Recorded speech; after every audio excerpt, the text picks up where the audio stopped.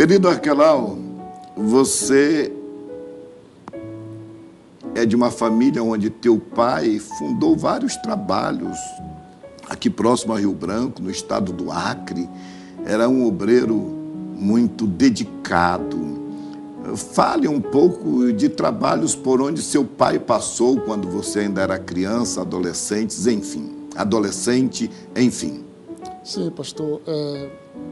Meu pai, Aldo Ângelo, foi um grande evangelista, né? Digo que é ainda. Abriu muitos trabalhos, né? Dentre os quais eu ouvi ele contar, e ele gosta até de recordar. Ele sempre menciona que o trabalho da Extrema, por exemplo, né?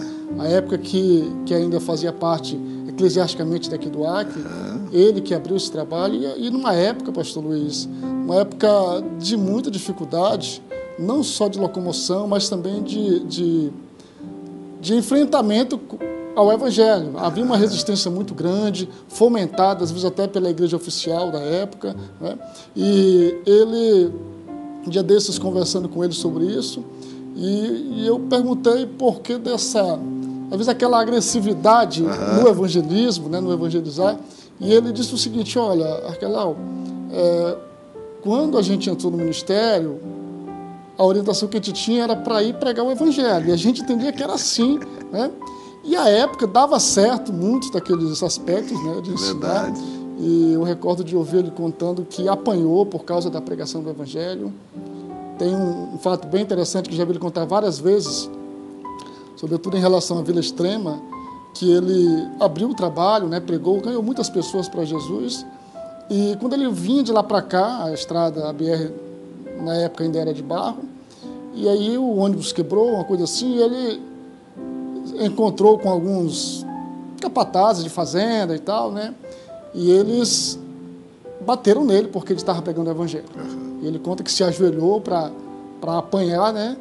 E o que é cômico é que na volta, quando ele retornou para lá, muitos irmãos que tinham se convertido, aí já queriam sair da igreja porque, então a gente vai ter que apanhar também por causa do evangelho, né? E aí ele conseguiu reverter aquela situação, mas um fato que é bem mais um detalhe desse tempo dele, que eu acompanhei mais de perto, foi a abertura dos trabalhos da Assembleia de Deus do Calafate, né? Sim. Que na época era colônia ainda, e os trabalhos lá, eles eram um ponto de pregação, na verdade, e a igreja, a sede do campo, isso década de 80, início da década de 80, a sede do campo era na Transacriana, no quilômetro 17. E o Calafate era um ponto de pregação onde havia 2 ou 3 famílias apenas que eram assembleianas, né? E esse trabalho foi aberto na época, e a locomoção era muito difícil. Eu ainda cheguei a vir acompanhando ele muitas vezes para a base aqui no Templo Central, né? Templo Central na base, a pé, do Calafate a pé, né? 6 quilômetros ali de estrada do Calafate, e mais aí acho que uns 4 quilômetros mais ou menos até chegar ao centro, né? E são lembranças que nos alegram, né? Porque a gente vê que de todo esse trabalho os resultados permaneceram, né? E eu me considero um desses resultados, pela graça de Deus. Glória a Deus. Olha, queridos, eu estou aqui trazendo essas histórias lindíssimas à tona, porque convivi com Aldo Ângelo, como disse o Arquelau, grande evangelista, homem destemido mesmo.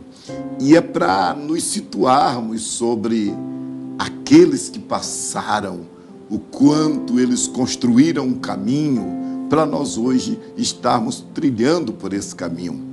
Devemos muito àquela geração de obreiros que não mediu esforços para estabelecer a obra de Deus.